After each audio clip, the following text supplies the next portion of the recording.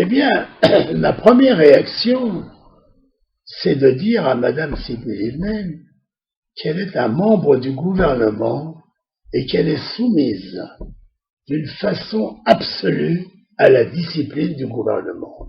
Et que si nous décidons de suspendre ou d'arrêter totalement les constructions ou en Judée-Samarie ou dans les banlieues de Jérusalem, ça ne peut être qu'une décision du Premier ministre qui devra être approuvée par l'ensemble, la majorité du gouvernement. Voilà.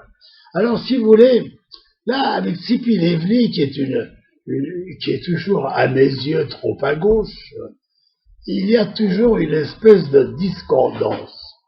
Le fait qu'elle soit au gouvernement est presque déplacé. Bon, en plus, on lui a confié la mission de coordonner les accords et les discussions concernant la paix avec les Palestiniens d'Abou Mazen. Bon, tout ça finalement nous met dans des situations absolument grotesques, étant donné que finalement il n'y a que nous qui nous soumettons à une discipline par rapport aux discussions de la paix, et que il y a quelque chose qui ne colle pas. C'est pas possible, je dis et je le répète volontairement, qu'on continue à nous assassiner des citoyens israéliens, qu'on continue à nous malmener dans les télévisions d'Abou Mazen comme cette espèce de judaïcité ridicule et grotesque avec des nez pointus et des couteaux entre les dents. Il faut arrêter toutes ces opérations vraiment inacceptables. Il faut écouter.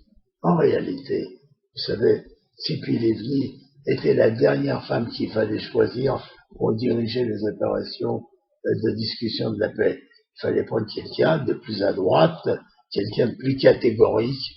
De toute façon, nous n'avons aucune raison de nous laisser marcher sur la tête. Tout est grotesque chez les Palestiniens. On vient de fêter, je l'ai répété il y a quelques jours, le héros qui est mort parce qu'il a assassiné des Juifs. On a mis le nom des Juifs qu'il a assassinés.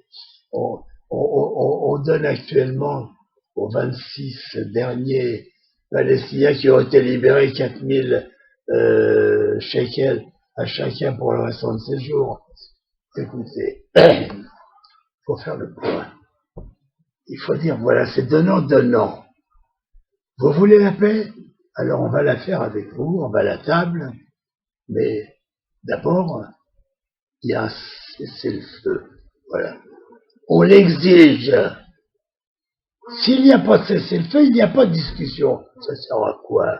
Enfin, ça sert à quoi d'aller à la table et de discuter si vous continuez à nous assassiner, si vous continuez à mettre des populations qui jettent des pierres à nos soldats? Ça sert à quoi tout ça? Finalement, la guerre continue. Mais quand on sera en train de signer des accords, si qu'à Dieu plaise, il y a des accords, on sera encore en train de nous assassiner des Juifs. Il y a une raison pour que nous acceptions cela. Il y a une raison pour que nous soyons toujours victimes de déclarations, d'attentats, de meurtres, d'assassinats. On envoie des salopards, des ordures de terroristes qui vont dans les maisons et qui assassinent à l'arme blanche des familles entières. Pourquoi est-ce qu'on doit accepter tout ça? Et jusqu'où? Et à quoi ça sert toute cette discussion de la paix? Alors vous comprenez, Tzipi Livni, elle me fait rigoler. Elle vient avec sa bouche en cul de poule pour nous dire que il faut qu'on arrête, mais il faut qu'ils arrêtent aussi. C'est ça la diplomatie, c'est d'exiger des deux côtés. Pourquoi nous, il faut qu'on arrête? Et eux, ils peuvent continuer à nous assassiner. Ça ne tient pas debout. Voilà. Voilà ce que je voulais vous dire au sujet des déclarations de Tzipi Livni. J'espère qu'on aura le bonheur qu'elle ne restera pas trop longtemps à son poste. Et puis moi, je suis d'accord qu'il faut continuer à tout tenter pour faire la paix avec les Palestiniens, à la condition que ce soit réciproque. Dizengoff Center, l'espace commercial le plus vaste et le plus diversifié d'Israël. Dizengoff Center, une destination à ne surtout pas manquer lors de vos prochains séjours à Tel Aviv.